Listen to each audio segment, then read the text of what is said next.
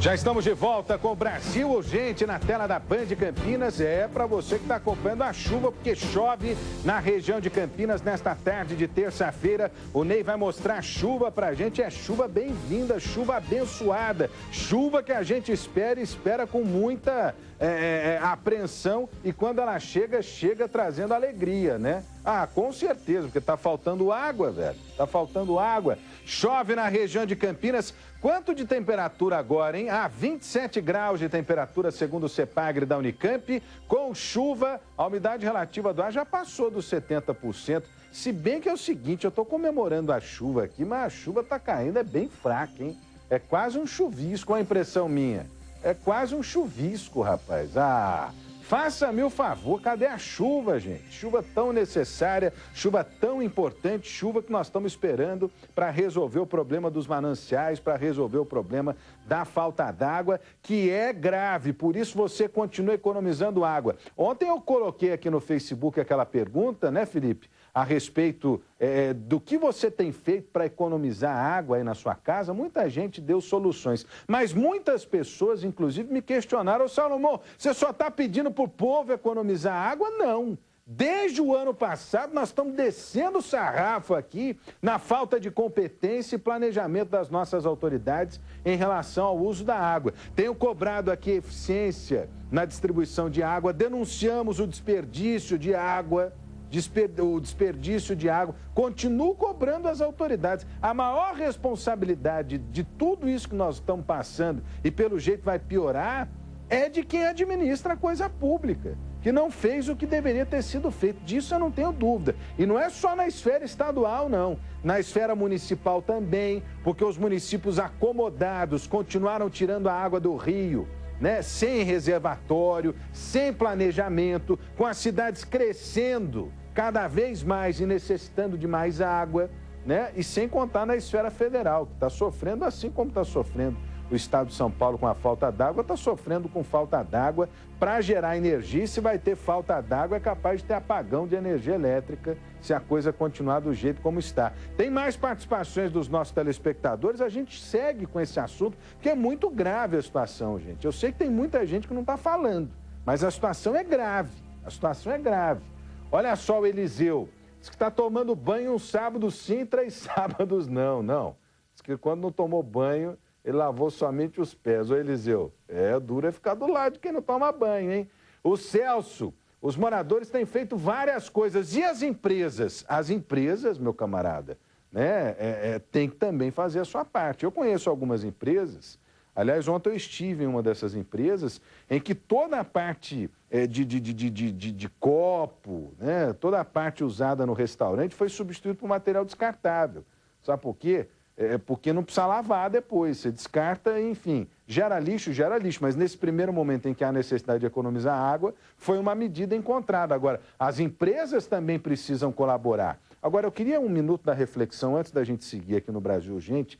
Pense você aí do outro lado, se a empresa que necessita de água não tem água, ela não produz. Se ela não produz, ela não gera emprego. Se não tem emprego, do lado de cá tem gente, né, que pode ficar desempregado. Olha só como é que as consequências da falta d'água, né, podem ser ainda piores do que simplesmente ficar sem tomar banho, lavar a louça, lavar a roupa, né? No caso dos alimentos, que é a minha maior preocupação, se não tiver irrigação, por exemplo, das plantações de hortaliças, de frutas, né, de leguminosas, o que pode acontecer? Pode ter quebra de safra, pode não ter comida na mesa da gente. Se você diminui a oferta, você aumenta o preço. Aumentando o preço, você diminui o acesso da população a esses bens e pode faltar comida no prato das pessoas.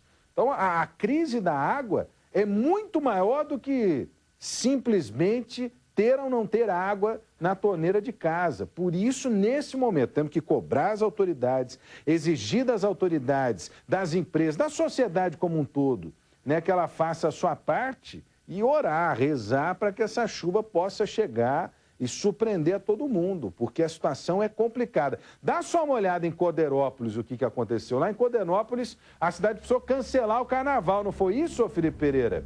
Cancelou o carnaval por falta d'água.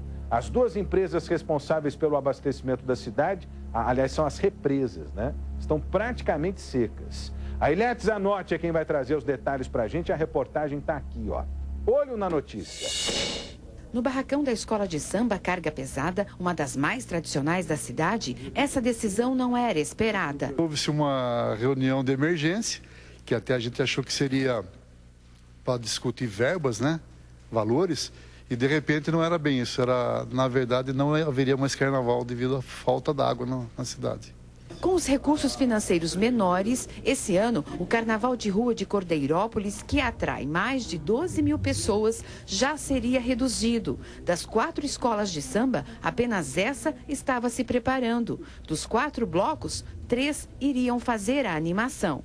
Agora, com a festa suspensa, a Carga Pesada estuda formas para diminuir os prejuízos, calculados em R$6 mil. A escola está pretendendo fazer alguns eventos para arrecadar fundos e, apesar de não ser muito prejuízo, mas tem. A prefeitura tomou essa decisão por causa da falta de água. Desde junho do ano passado, os moradores convivem com o rodízio. Manter a festa nas ruas do município seria gastar o que não há. Principalmente também pelo agravamento nos últimos dias, no início de 2015, esse calor excessivo, muito acima da média que nós tínhamos. Alguns moradores entendiam a necessidade de estar lavando as suas calçadas nos dias do desfile. Como algumas cidades também não iam realizar, nós optamos, ciente de que atrairíamos para cá um número ainda maior de foliões nesses dias. Para quem mora na rua onde acontece a folia, a notícia não poderia ser melhor.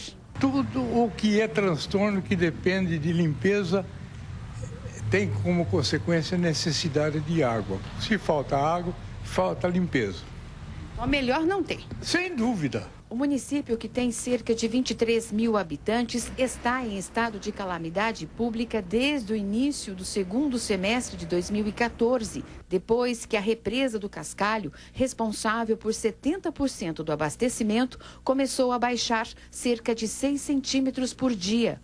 Com as primeiras medidas de contenção, o consumo diário passou de 5,5 milhões para 4 milhões.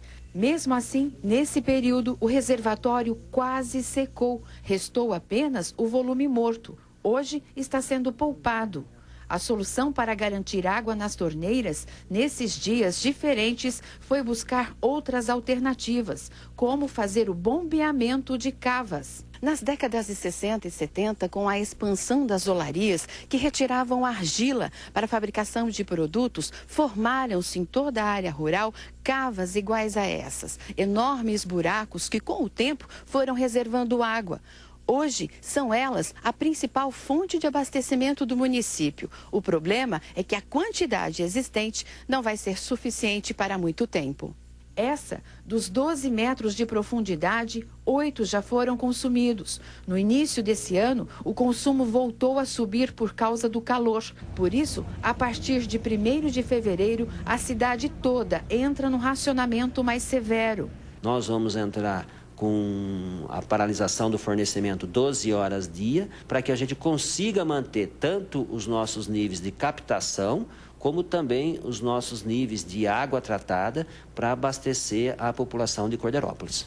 Novos projetos estão sendo estudados, como a construção de barragens e novas represas. Investimentos a longo prazo.